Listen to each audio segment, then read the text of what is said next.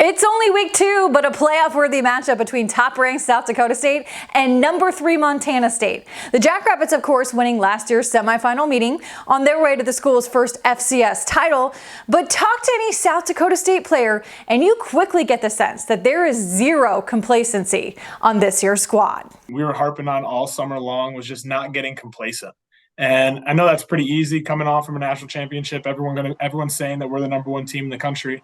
You can kind of just sit back and be like, okay, yeah, we are. But you just got to think that you can't get complacent. You got to keep pushing forward.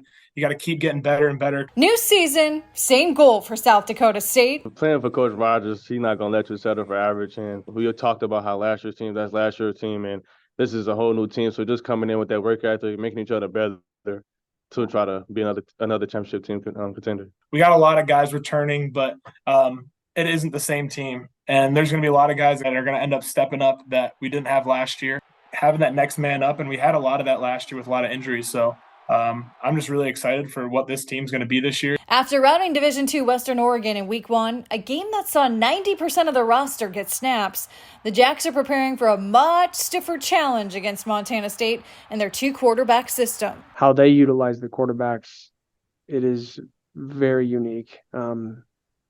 Just because they give it to the quarterback then throws the ball, it turns into a sprint out pass.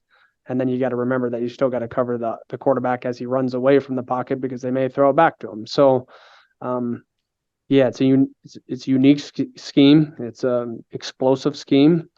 Not only is it unique, but they're good players and elite level talent.